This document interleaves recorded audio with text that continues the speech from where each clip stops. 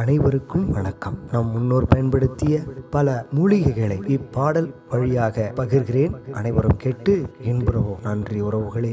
வரட்டு இருமலுக்கு திராட்சை சாப்பிடுங்க, முதுகு தண்டு வலிக்கு பப்பாளி சாப்பிடுங்க, ரத்தம் அழுத்தம் குறைய எலுமிச்சை சாப்பிடுங்க, நினைவாற்றல் அதிகரிக்க வல்லாரை சாப்பிடுங்க, காது மந்தம் போக்க தூதுவளை சாப்பிடுங்க, மூத்திர கடுப்பு மாற்ற பசலக்கீரை சாப்பிடுங்க, பித்த மயக்கம் தீர புளியாரை சாப்பிடுங்க, உடற்சூடு அகல முருங்கைக்கீரை சாப்பிடுங்க, நீரிழிவு நோய்க்கு துளசி இலை சாப்பிடுங்க, இரத்தத்தை சுத்தகரிக்க வெள்ளை பூண்டு சாப்பிடுங்க, கண் பார்வை அதிகரிக்க கேரட் புதினா சாப்பிடுங்க, கடுமையான ஜலதோஷத்திற்கு தேனும் எலுமிச்சையும் சாப்பிடுங்க, வாழ்நாளை நீட்டிக்க நெல்லிக்கனி சாப்பிடுங்க, சர்க்கரை நோயை கட்டுப்படுத்த வெந்தயம் சாப்பிடுங்க, கொழுப்பு சத்தை குறைக்க மிளகை சாப்பிடுங்க, இளைத்த உடல் பெருக்க மிளகை சாப்பிடுங்க, பொடுகை போக்க தயிரில் குளிங்க,